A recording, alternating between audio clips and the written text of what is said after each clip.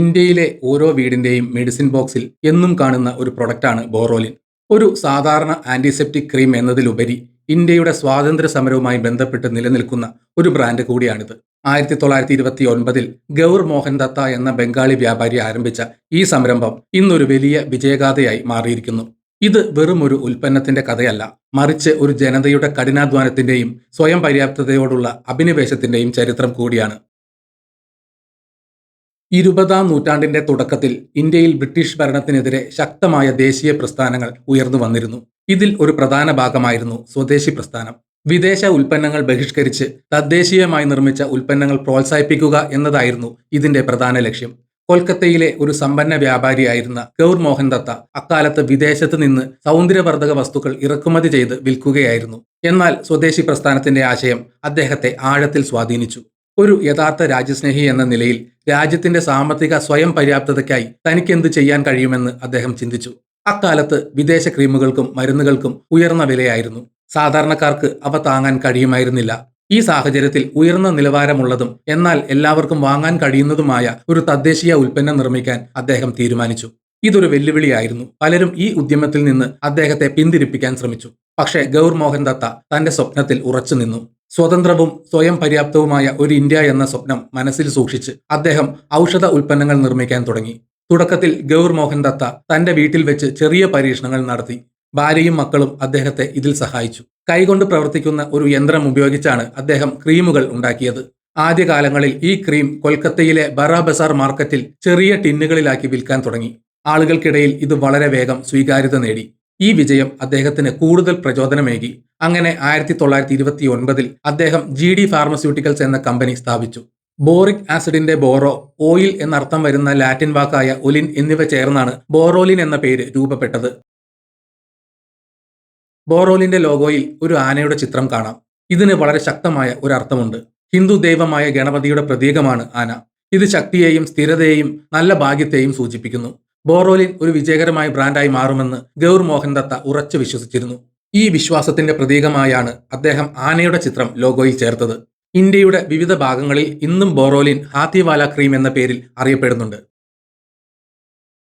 1947 August 15 ഇന്ത്യക്ക് സ്വാതന്ത്ര്യം ലഭിച്ചപ്പോൾ GD ഫാർമസ്യൂട്ടിക്കൽസ് ഈ സന്തോഷം ആഘോഷിക്കാൻ 1,00,000 ബോറോലിൻ ട്യൂബുകൾ സൗജന്യമായി വിതരണം ചെയ്തു.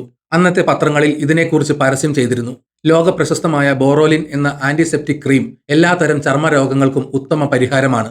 കൂടെയുള്ള കൂപ്പൺ നൽകി സൗജന്യമായി നേടൂ എന്നായിരുന്നു പരസ്യത്തിലെ വാചകങ്ങൾ. ഈ പ്രവൃത്തി ബോറോലിനെ ഒരു സാധാരണ ഉൽപ്പന്നത്തിൽ നിന്ന് ഇന്ത്യക്കാരുടെ അഭിമാനത്തിന്റെയും ദേശസ്നേഹത്തിന്റെയും പ്രതീകമായി മാറ്റി. ഓരോ ഇന്ത്യക്കാരന്റെയും വീട്ടിലെ ഒരു പ്രധാന വസ്തുവായി ബോറോലിൻ വളർന്നു. ഈ സൗജന്യ വിതരണം കമ്പനിയെപ്പറ്റിയും ഉൽപ്പന്നത്തെപ്പറ്റിയും രാജ്യത്തുടനീളം വലിയ ശ്രദ്ധ നേടാൻ സഹായിച്ചു. ചില പ്രത്യേക ആവശ്യങ്ങൾക്കായി മാത്രം ഉപയോഗിക്കുന്ന ഒരു ക്രീമല്ല ബോറോലിൻ. ഇതിന് ധാരാളം ഉപയോഗങ്ങളുണ്ട്. ഇതിൽ അടങ്ങിയിട്ടുള്ള പ്രധാന ചേരുവകളാണ് boric acid, zinc oxide, lanolin എന്നിവ. ഈ ചേരുവകളുടെ പ്രത്യേകതകൾ ക്രീമിന് മികച്ച ആന്റിസെപ്റ്റിക്, മോയ്സ്ചറൈസിംഗ് ഗുണങ്ങൾ നൽകുന്നു. ബോറിക് ആസിഡ് പ്രധാനമായും ഒരു ആന്റിസെപ്റ്റിക് ആണ്. ഇത് ചർമ്മത്തിലെ ചെറിയ മുറിവുകളിലെയും പോറലുകളിലെയും അണുക്കളെ നശിപ്പിക്കുകയും അണുബാധ തടയുകയും ചെയ്യുന്നു. ചർമ്മത്തിലെ വീക്കം കുറയ്ക്കാനും ഇത് സഹായിക്കും. സിങ്ക് ഓക്സൈഡ് ചർമ്മത്തിന് ഒരു സംരക്ഷണ കവചം നൽകുന്നു. സൂര്യപ്രകാശത്തിൽ നിന്ന് ചർമ്മത്തെ സംരക്ഷിക്കാനും ചർമ്മത്തിലെ ചുവപ്പ് നിറം, തിണർപ്പുകൾ എന്നിവ കുറയ്ക്കാനും ഇത് സഹായിക്കുന്നു. ഇതൊരു മികച്ച ആസ്ട്രിഞ്ചന്റ് കൂടിയാണ്. ലാനോലിൻ ആഴത്തിൽ ഈർപ്പം നൽകുന്ന ഒരു ചേരുവയാണ്. വരണ്ട ചർമ്മത്തെയും വിണ്ടുകീറിയ പാദങ്ങളെയും സുഖപ്പെടുത്താൻ ഇത് വളരെ ഫലപ്രദമാണ്. ഇത് ചർമ്മത്തിന്റെ മൃദുത്വവും ഇലാസ്റ്റിസിറ്റിയും നിലനിർത്താൻ സഹായിക്കുന്നു. വിരലുകൾ വിണ്ടുകീറുന്നത്, ഉണങ്ങിയ ചർമ്മം, കാലിലെ വിള്ളലുകൾ, ചുണ്ടുകൾ വിണ്ടുകീറുന്നത്, ചെറിയ മുറിവുകൾ, ചതവുകൾ, തിണർപ്പുകൾ എന്നിവയ്ക്കെല്ലാം ബോറോലിൻ ഉപയോഗിക്കാം. എല്ലാ തരം ചർമ്മങ്ങൾക്കും എല്ലാ പ്രായത്തിലുള്ള ആളുകൾക്കും ഇത് ഉപയോഗിക്കാമെന്ന പ്രത്യേകതയും ഇതിനുണ്ട്. തണുപ്പുള്ള കാലാവസ്ഥയിൽ ചർമ്മം വരണ്ടു പോകാതിരിക്കാൻ ബോറോലിൻ പുരട്ടുന്നത് പതിവാണ്. അതേസമയം വേനൽക്കാലത്ത് വെയിലേറ്റ് ചർമ്മത്തിൽ ഉണ്ടാകുന്ന പ്രശ്നങ്ങൾ കുറയ്ക്കാനും ഇത് സഹായിക്കുന്നു. അടുക്കളയിൽ ജോലി ചെയ്യുന്നവരുടെ കൈകൾ മൃദുവായി നിലനിർത്താനും ഇത് ഉപയോഗപ്രദമാണ്. പലരും രാത്രിയിൽ ഒരു നൈറ്റ് ക്രീം പോലെ ബോറോലിൻ ഉപയോഗിക്കാറുണ്ട്. ബോറോലിന്റെ വളർച്ചയിൽ പരസ്യങ്ങൾക്ക് വലിയ പങ്കുണ്ട്. തുടക്കത്തിൽ ബംഗാളി ഭാഷയിലുള്ള പരസ്യങ്ങളിലൂടെയാണ് ബോറോലിൻ കൂടുതൽ ജനപ്രിയമായത്. ദുർഗാപൂജ പോലുള്ള വലിയ ഉത്സവങ്ങൾക്ക് ബോറോലിൻ പരസ്യം നൽകിയിരുന്നു. ഇത് ബോറോലിനെ ബംഗാളി സംസ്കാരത്തിന്റെ ഒരു ഭാഗമാക്കി മാറ്റി. 1960കളിൽ ഇംഗ്ലീഷ് ഭാഷയിലും പരസ്യങ്ങൾ വന്നു തുടങ്ങി. ഇത് ഉൽപ്പന്നത്തെ ദേശീയ തലത്തിൽ അറിയാൻ സഹായിച്ചു. 1980കളിൽ പ്രശസ്ത സംവിധായകൻ ഋതുപർണ ഘോഷ് എഴുതിയ ഒരു പരസ്യം ബോറോലിനെ ഇന്ത്യയുടെ എല്ലാ ഭാഗങ്ങളിലേക്കും എത്തിച്ചു. ബംഗോ ജീബോനേർ ഓങ്കോ, ബംഗാളി ജീവിതത്തിന്റെ ഒരു ഭാഗം എന്നായിരുന്നു ആ പരസ്യത്തിന്റെ മുദ്രാവാക്യം. ഇത് ആളുകളുടെ മനസ്സിൽ വലിയ സ്വാധീനം ചെലുത്തി. ഈ പരസ്യം ബോറോലിൻ വെറും ഒരു ക്രീമല്ലെന്നും അതൊരു വികാരമാണെന്നും ആളുകളെ പഠിപ്പിച്ചു. ക്രിക്കറ്റ്, ഫുട്ബോൾ പോലുള്ള കായിക താരങ്ങളെ സ്പോൺസർ ചെയ്യാനും ബോറോലിൻ ശ്രദ്ധിച്ചു. 1982ൽ Nehru cup football tournament sponsor ചെയ്ത ആദ്യത്തെ ബ്രാൻഡുകളിൽ ഒന്നായിരുന്നു ഇത്. ഇത്തരം പരസ്യതന്ത്രങ്ങൾ വഴി ബോറോലിൻ ജനങ്ങളുമായി കൂടുതൽ അടുപ്പമുണ്ടാക്കി. ആധുനിക കാലഘട്ടത്തിൽ ധാരാളം വിദേശ സൗന്ദര്യവർദ്ധക ബ്രാൻഡുകൾ ഇന്ത്യൻ വിപണിയിലേക്ക് എത്തി. അവ മനോഹരമായ പാക്കേജിംഗും വലിയ പരസ്യങ്ങളും ഉപയോഗിച്ച് ആളുകളെ ആകർഷിച്ചു. ഇത് ബോറോലിന് കടുത്ത വെല്ലുവിളി ഉണ്ടാക്കി. മാത്രമല്ല, എമാമിയുടെ ബോറോ പ്ലസ് പോലുള്ള തദ്ദേശീയ എതിരാളികളും വിപണിയിൽ വന്നു.